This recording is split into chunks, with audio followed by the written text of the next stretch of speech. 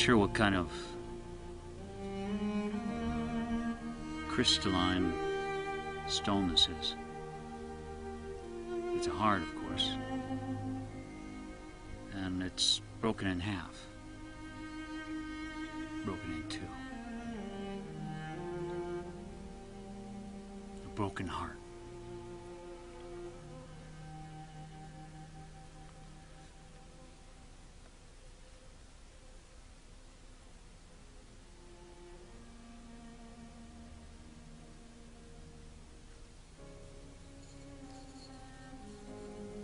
Vessel. This has been out here for quite a long time. I'm actually in one of my special, very special circles with the pyramid behind me, which you can see there. Grand spaciousness before me.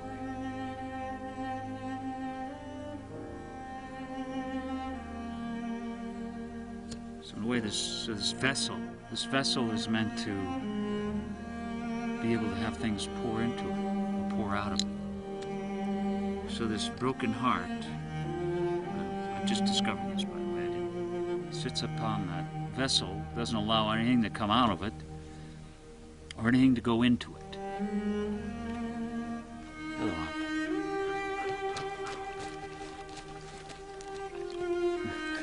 Of course, who shows up? Okay, I'll just, all right.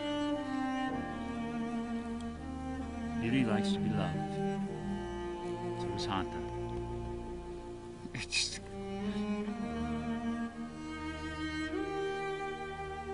So let's say that this...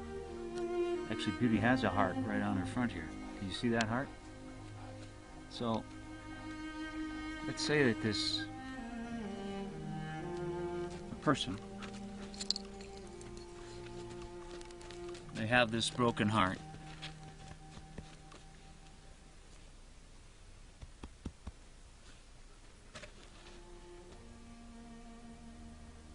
And it's a story in their soul, that broken heart. Yeah. It makes them behave in a certain way. Maybe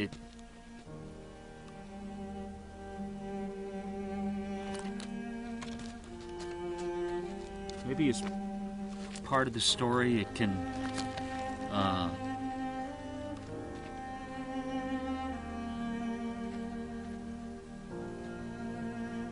make them shut this vessel that they are, that should be open to receive and open to give.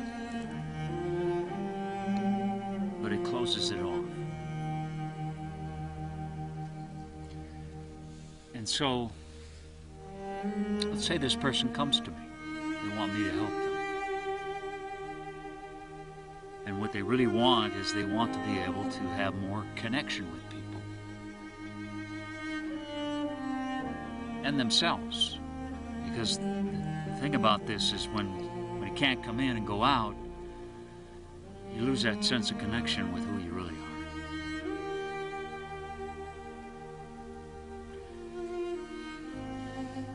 So the main thing that I want people to go away with is what I have spent so much time talking about, which is the medicine of one, which is a different way of relating to yourself and to your emotional pain, so that you liberate yourself, you free yourself, and you love yourself.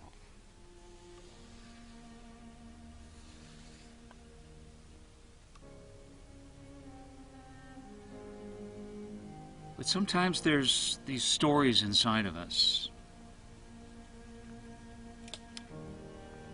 They're just so deep.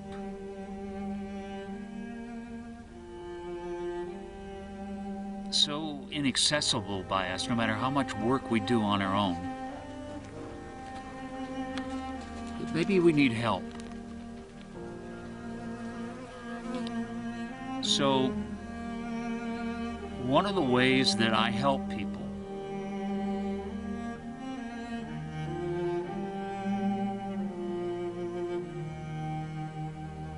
is, it's as if I go in to find this. Maybe they don't tell me a thing. I sit down with them and they don't say a thing to me. And and I do what I call the soul journey session. Or for want of a better description, I describe it as dreaming for somebody, but it's... And maybe the first thing that comes to me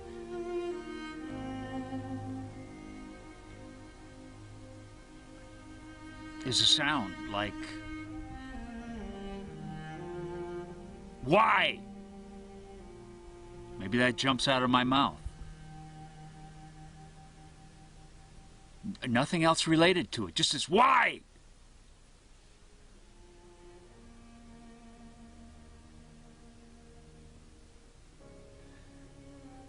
And that particular word and that particular sound in that particular way hits a note, perhaps, inside of that person that echoes back into this story that has kept being repeated over and over and over and over again.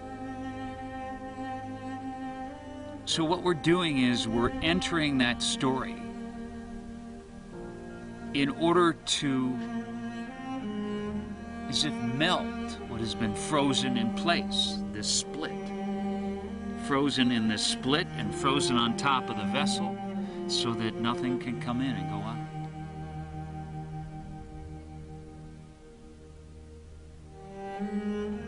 So it sits there in the way. This broken heart's in the way. And part of the story might be you can't trust anybody. You know, don't trust anybody. That's part of the belief.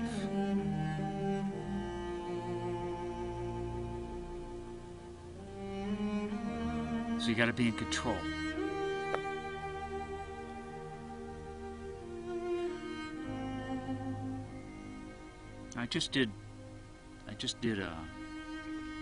I spent some time with a person.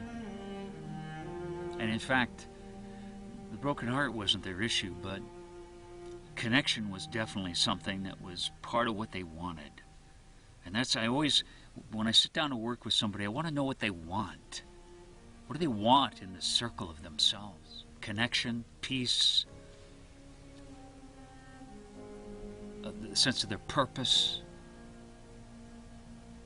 And then I look at what I'm helping them to do is whatever's in the way or whatever's got that energy frozen up to help move, release, free, liberate it.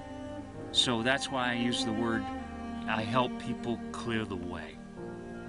But also to teach them this medicine of one, the sense of the circle of themselves. As I said, sometimes people can't just do it themselves. So my work, when somebody comes to me, is to help them clear the way. And so in one way, I do it through this kind of dreaming that in part has elements of soul retrieval. Because that's the way I look at your soul. It's not something that breaks up into pieces. You lose its energy, which is emotional. It's experiential, your soul. And when you lose so much, you feel like you don't have a soul, like you've lost your soul. So, in this dreaming with this particular woman, the minute I put my hands on her, she was a girl, and her body was stiff, and it was this stiff mad. Stiff mad. That's the first thing that came to me, stiff mad. Now, I didn't ask her anything whatsoever. So it's as if what presents itself is a core place, and as it turned out later, the next day she told me, she oftentimes would wake up in the middle of the night like this. She could feel herself like this all the time. That was her primary reaction to things. So this stiff mad echoes, first of all, into her immediate experience, but all the way back into this childhood, and perhaps even further back. So my putting my hand upon this stiff mad echoes throughout the whole history of her soul. I haven't asked her anything. And somehow, so my intent, because I want her to have that peace, I want her to have that connection, I want that purpose. And another word that came up as we were working was flow. I want her to have this flow. This does not flow. This traps the flow. So it's how do we free this stiff mat? What's holding it together? I don't need to, we didn't talk whatsoever, one iota about her life or her history. I found more and more it's almost better to avoid it unless it's absolutely necessary. I used to spend a lot more time having people gather things and talk about their history, but in this session, it sometimes can give me every little thing I need. That, first of all, there are movements within the session, so there's this stiff mad. And what the stiff mad is about, right, what it says, it's this part of the energy that comes in is never. I'm never going to need anybody else again. I'm never going to want you. So it's this, okay? Because what's inside of that is perhaps the feeling of it was not receiving loving attention as being seen, heard, her existence verified, her worth, no matter what she did. So the stiff mad's going to prove it. And the word prove it came in too. So it's like, prove it, okay? And it's attack. It's an attack. I'll prove it. So there's a drive. So this person has a drive that allows them to succeed and accomplish and drive through barriers. So there's a warrior strength to it. But within the session, there's another never that's hiding way deep down inside. So there's the never, and then there's the never. Never.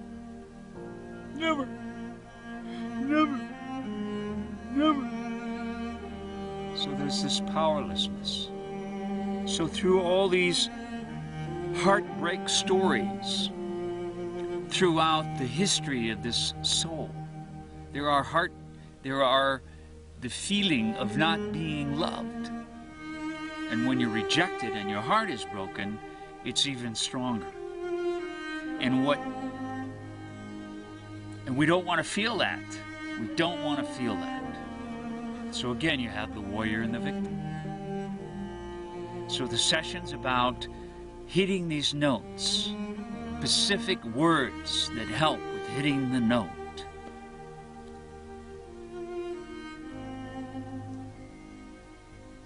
To free that energy. And at times, never having to talk one bit about the history. I may come out into the circle with the person.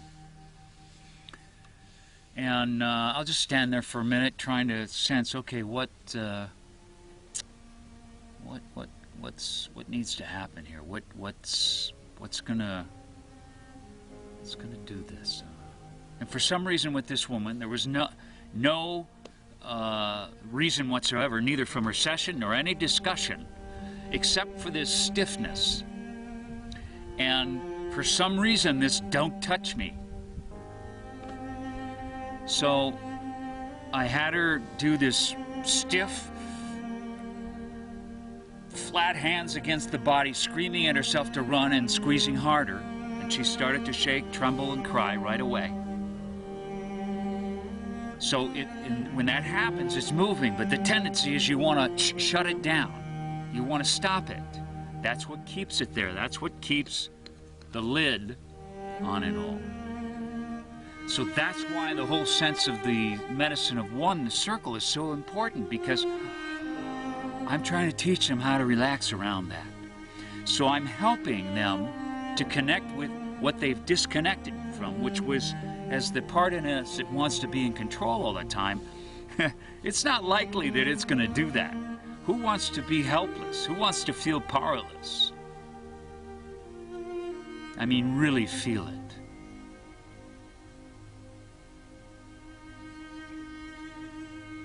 Really feel it. And in that really feeling it, something begins to melt inside that's connected with this whole string of stories. And it doesn't matter whether it looks like a past life, childhood. It simply does not matter. It's about being free of the stories.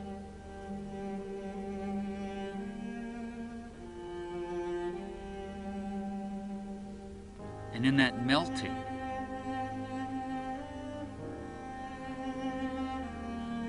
it comes back together. The feeling of broken is entered and moved. All the brokens that ricochet through all history. And you allow to feel the true brokenness. It then is able to shift, and in the warmth of your own love to yourself, in this allowing it to move, whether it's powerlessness, hate, self-hate. There was self-hate in this too. So I had her curl up in a ball on the ground and scream that never. So it's against the self. And then to move into that never, never. So it's these opposites again. But it's all about engaging the note, the music, the feeling, allowing it to go through your whole body, and then holding the space for yourself through the breath. So what I'm doing is I'm helping people to, I'm finding those things that they need to touch, that perhaps they've done years and years and years of self-work and they haven't been able to get to it because it's in this other realm. And that's why I use to describe my work the shamanic or shaman, because for one thing it's accessing a world that's beyond history. It's not just about spirituality and feeling good. It engages the underworld, for it is in the engagement of the underworld that the upper world can come into you. And you can be here. So when this no longer a lid,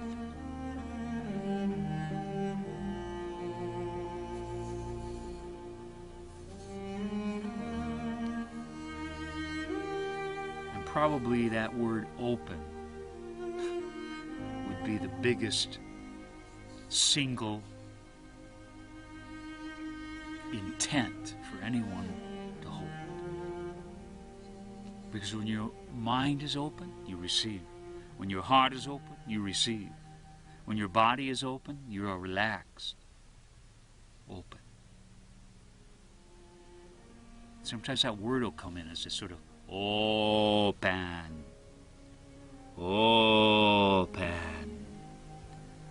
Open. Just the word, okay, carries the resonance. So it's as if once you've moved what you need to move so that you can arrive where you want in the connection, you bring the sounds and the feelings of that connectedness into that person. So that's also where I end up. But if that's all I'm doing,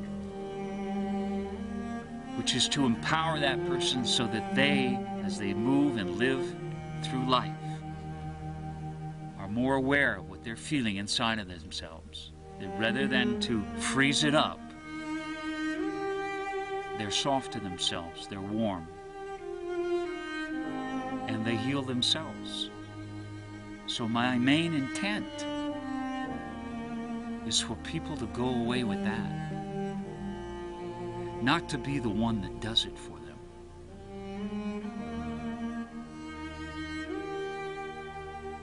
So the people that I work with, they need to be people who can help me help them, who can participate, who will give it all, who want that open peace connection more than anything else, that they won't let their minds get in the way, that they won't stop themselves. And those people, it happens so easily for them, effortlessly. But if it doesn't, then they discover. They discover how stubborn and rigid that even with help, it won't let go. So if you're trying to do it on your own, forget it. It's very clever, that stubbornness in us.